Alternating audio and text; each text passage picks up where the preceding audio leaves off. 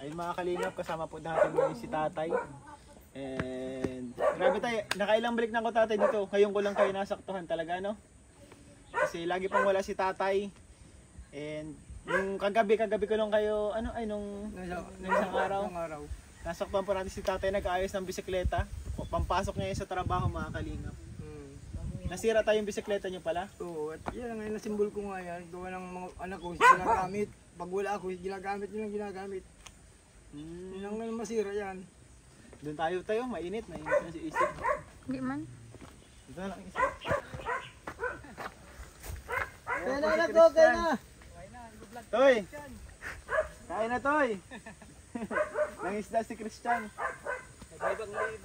Libang po nangisda po si Christian mga kalingap. Si Antik Bagayan. Christian! Dali na, kumain ka na. Anong oras na oh? Pagkain dyan Toy, makain na. Ito yung nag-iyak ito sa akin. Kain na dun. Ayun po mga kalingap. Grabe nakakatuwa po mga kalingap dahil ngayon nakausap natin si tatay. And tay, kwentuhan mo naman kami tay, and kumusta kayo dito sa bahay nyo? Ano yung, bakit kayo laging wala? Ano yung ginagawa nyo? Ayaw mo lang muna, kailangan talaga maghanap ng buhay para sa mga bata. O nang minsan ay sa loob ng isang simana, isang beses na lang kumuwi dito sa bahay. Eh yung pangalan ko lang si Dula ang nangangasiwa dito at siya marunong naman na magluto. Siya nga daw po nag-aasikaso sa lahat sa kapatid niya. Pati daw po paglalaban ng mga damit ng kapatid niya, daw nalaba po. Totoo yan.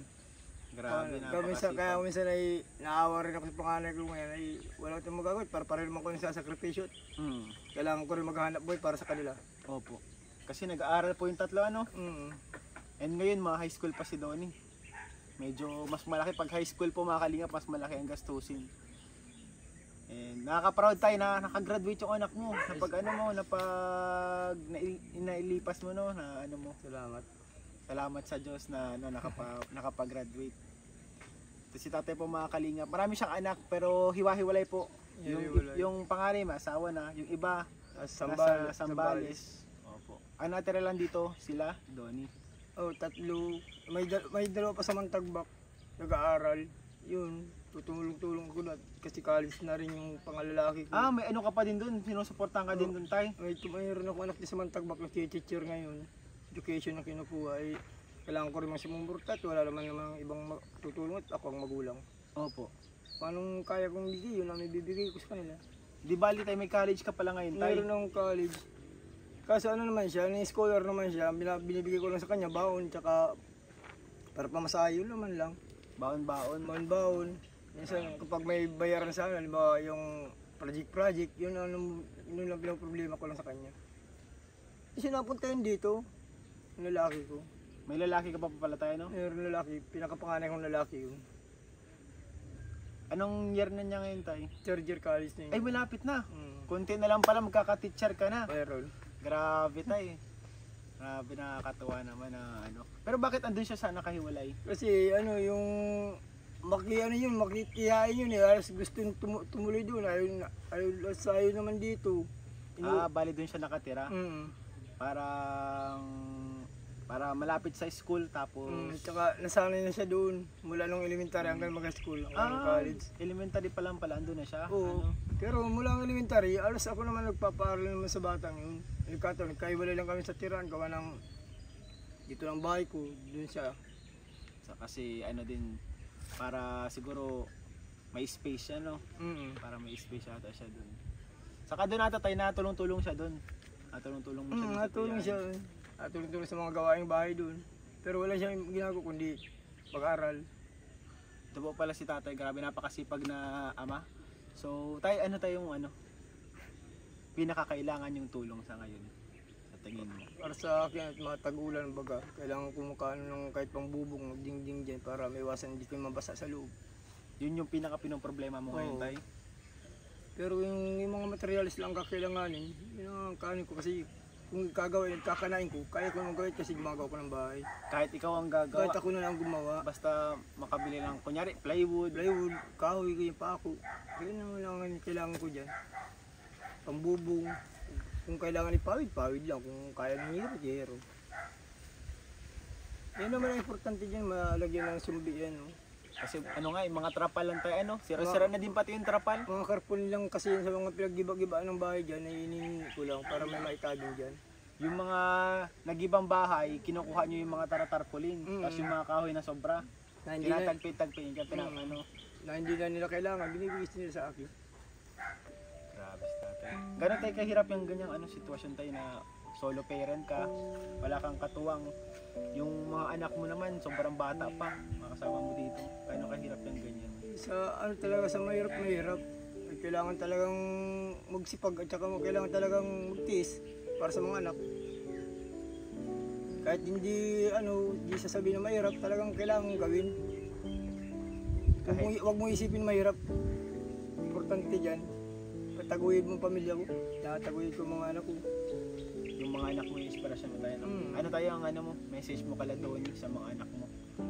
Ay para sa mga anak ko ay namak may bibigay sa kanilang yung magandang buhay. Ang akin ay gusto ko makapagtapos sila ng pag-aaral kahit malamang pa ng high school. Ipagpatuloy na yung pag-aaral na. Nasa kaya kong mag-aaral. Sige, pag-aaralin ko nung pag-wili silang mag-aaral sila. Basta magpursige din sila, ano? Kasi ikaw, andiyan ka naman, nakasupport ka lang tayo, no? Ako, paano eh. Sige lang, sige. Trabaho lang trabaho. Hanggat kaya, hanggat may lakas, ano? Oo. So yan, mga kalingap, nakakabilib to si tatay. Napakasipag and napaka-strong ang personality. And ayun, mga kalingap, sana po matulungan natin si tatay. Sa mga gusto pong magpaabot ng tulong kay tatay, pwede nyo pong i-message ang aking FB page, yung Ian Ramirez po. Pwede po kayo dyan mag-message. And ako naman po, nag-aabot ako ng kaya kong may tulong kala tatay sa abot na aking mga kaya. Pero syempre, mga kalingap, nakikita naman po natin, hindi naman po ganun kalakas ang ating channel.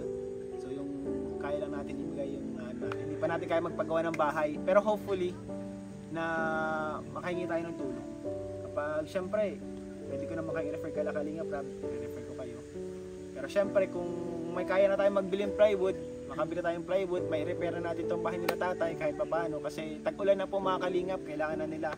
Parang emergency din to, urgent din to, kailangan ng mapagawa agad dahil butas-butas na po yung dingding, nababasa sila tatay kapag sobrang lakas ng ulan. So tay, may aabot ako sa inyo tay na konting cash para sa inyo to. Para sa inyo po tatay.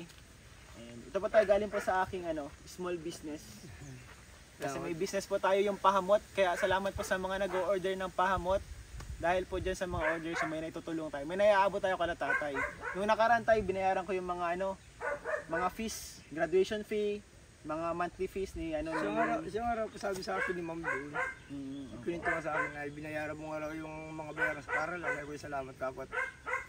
Yun po, lahat po yung galing sa channel natin. Tapos ito po, galing po sa pahamot.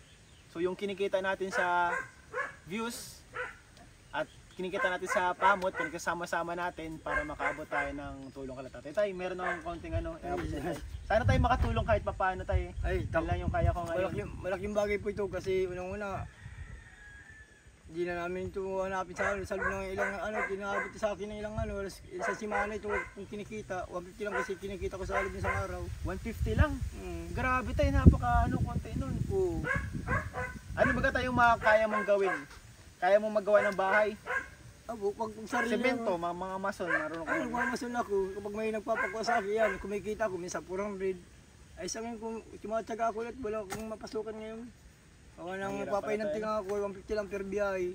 Yan, kumikita minsan 300, 150, pinakamababa 150 kasi depende sa biyahe. Alam mo, makaisang biyahe ka sa Magapon, yun lang. Grabe, 150 sa mo yung pagkakasyahin. Apat silang kumakain, kung kalingap, at nag-aaral pa po yung tatlo. So, grabe yung hirap po talaga ng ganitong sitwasyon. Kaya, deserve po ni tatay ang ganitong mga tulong. So, tay, salamat sa iyo, tay. Ay, salamat din po sa Salamat inyo. sa iyo, tay. At grabe, nakaka-inspire po si tatay. Nakaka-inspire po si tatay. Napakasipag na ama para kala Donnie. Okay, salamat tay, salamat. Ay, salamat din po. Pag kayo mag-alala tayo, ako, bibisita-bisita ako dito tay, and tutulungan ko kayo sa abot ng aking mga kaya para makatulong din sa pag-aaral nila doon. Ay, po, salamat. Kahit pa paano makaabot-abot tayo ng pambaon, kahit lingguhan, kahit once a week po mga kalingap, makabisita tayo. Makaabot tayo ng tulong. Yan. Bunso po yan nila tatay. So, ayan tayo, salamat tayo. Salamat Salamat din. po, salamat. God bless you po. Salamat din po. Ako nga pala si Ian Ramirez. Vlogger ako, pero di ako sikat. At katulad nyo, may pangarap din ako. Kaya tara, samahan nyo ako. Tuparin natin to.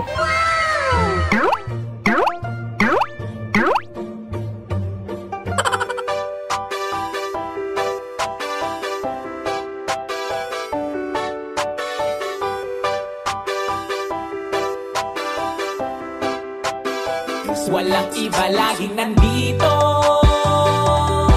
Ian Ramirez ang inyong paborito. Hatid niya ay saya, mabuti sa kapwa. Kalingap nyo, Ian Ramirez, ipagtatanggol kahit na sino. Walang iba, laging nandito. Ian Ramirez ang inyong paborito. Hatid niya ay saya, mabuti sa kapwa. Kalingap nyo, Ian Ramirez, ipagtatanggol kahit na sino. Lagi niyong makakasama, tumulong sa ating mga kapwa. May mabuti ang puso sa mga tao. Ian Ramirez laging nandito, maghahatid palagi ng saya. Mabuting kaibigan, mapagmahal sa asawa. Kahit saan makarating, laging nakaalala. Para sa walang iba, laging nandito. Ian Ramirez ang inyong paborito. Hatid niya ay saya, mabuti sa kapwa. Kalingap nyo, Ian Ramirez, ipagtatanggol kahit na sino. Walang iba, laging nandito. Ian Ramirez ang inyong paborito. Hatid niya ay saya, mabuti sa kapwa. Kalingap nyo, Ian Ramirez, ipagtatanggol kahit na sino. Matulungin, masiyahin, lagi nyong kasama. Ang kalingap nyo na maaasahan. Ang best friend ni Kuya Rab, laging nagtutulungan para sa mga nangangailangan ay pupuntahan. Ang joker na magpapasaya, Ian Ramirez ay laging may ngiti na dala. Mga kalingap, lagi nyong tatandaan, magtatanggol at tutulong. Ian Ramirez, laging nandito. Ian Ramirez ang inyong paborito. Hatid niya ay saya, mabuti sa kapwa. Kalingap nyo, Ian Ramirez, ipagtatanggol kahit na sino. Ian Ramirez ang inyong paborito. Hatid niya ay saya, mabuti sa kapwa. Kalingap nyo, Ian Ramirez, ipagtatanggol kahit na sino.